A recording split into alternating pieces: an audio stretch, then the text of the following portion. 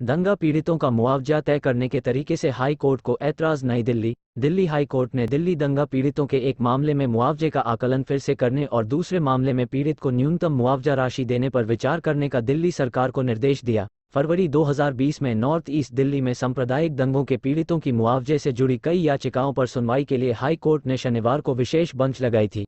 Court ने justice Subramaniam प्रसाद ने याचिकाकर्ताओं को साफ किया कि वो कोई नई योजना नहीं बनाने जा रहे। कोर्ट सिर्फ ये देखेगा कि दिल्ली सरकार ने दंगा पीड़ितों के लिए जो योजना बनाई थी उसके फैसला बरकरार रहने लायक नहीं है।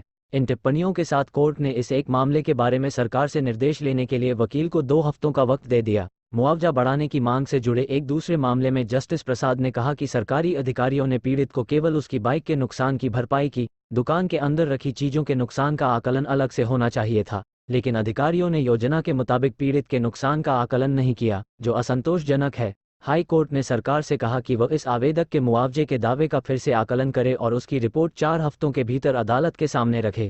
एक स्ट्रीम में वे याचिकाएं हैं जो नॉर्थ दिल्ली दंगा आयोग में मुआवजे के एक कस लिए लंबित दावों से जुड़ी हैं। दमरी स्टीम में उन याचिकाओं को रखा जिनमें दी गई अनुग्रह राशि को बढ़ाने की मांग की गई।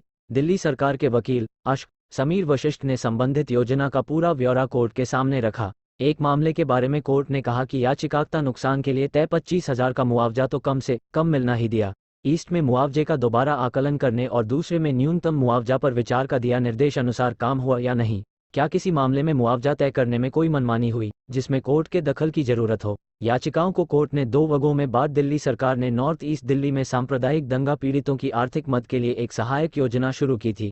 इसमें किसी बड़े या नाबालिग की मौत, स्थायी अक्षमता, गंभीर या मामूली चोटों चाहिए था, उसे मुआवजे के तौर पर और संपत्ति के नुकसान के लिए मुआवजे का प्रावधान किया गया है।